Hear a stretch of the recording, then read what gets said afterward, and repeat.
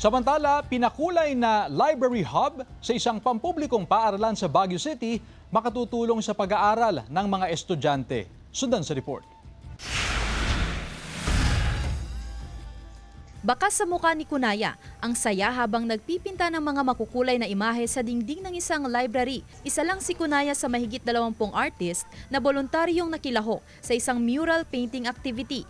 Yung first time po kasi na sumama ako, nakita ko yung moment na pumasok silang lahat. Tapos nanlaki talaga yung mga mata nila, tapos yung iba tumatalon pa sa sobrang saya. Ito na ang ika-26 na library hub project ng kanilang grupo mula sa iba't ibang panig ng bansa. One thing I noticed sa hundreds of schools that I have visited talaga, there's something in common aside from kids being poor in reading is that there are no libraries. If there are libraries in the school, usually not functional. So sabi ko, baka yun yung missing link. Sobrang tulong din po kasi kaysa instead na beer colors, mas naiinganyo silang pumasok sa library, hindi sila natatakot. Ayon sa pamunuan ng paaralan, malaking tulong din ito sa pagpapatupad ng Academic Recovery and Accessible Learning o ARAL program ng DepEd.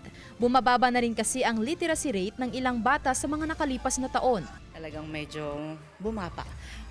Siguro na rin dahil sa malaking impact ng technology, ng gadget. Iyan. Pero since ginagawa naman natin ng paraan, of course, we believe na gumaganda naman. Formal nang binuksan ang bagong library ng paaralan. Dito pa lang kita na sa mukha ng mga bata ang excitement sa kanilang unang storytelling session sa kanilang bagong library. Lumabas ka na! Tawagin natin si Milo! Ang pondo at material sa proyekto nagmula sa Baguio City LGU at sa komunidad. Kasama si Henry Dominsil, Sandy Salvacio, One North Central Luzon.